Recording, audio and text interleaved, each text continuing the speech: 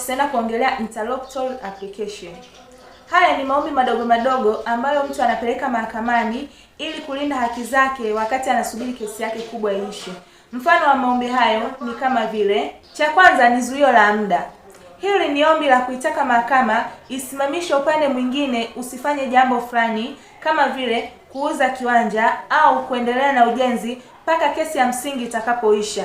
Hii imeelezwa kwenye sheria ya madai amri ya 37 kanuni ya kwanza. Cha pili ni dhamana ya gharama za kesi.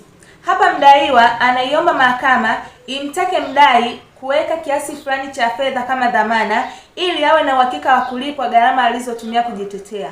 Hii imeelezwa kwenye sheria ya madai amri ya 25 kanuni ya kwanza. Cha tatu, kushikilia mali kabla ya hukumu. Mahakama inaweza kuamuru mali za mdaiwa zishikiliwe kabla ya hukumu ili kuzuia mdaiwa kuficha au kuuza mali zake makusudi ili mdai atakaposhinda kesi asikute kitu cha kumfanya alipwe. Hii imeelezwa kwenye sheria ya madai amri ya 36 kanuni ya 6 na ya 7. Cha mwisho, kukamatwa kabla ya hukumu. Hili ni ombi la kumkamata mdaiwa kabla ya kesi kuisha ikiwa kuna ushahidi kuwa mdaiwa anataka kutoroka ili asiweze kulipa deni. Hii imeelezwa kwenye sheria ya madai amri ya 36 kanuni ya kwanza.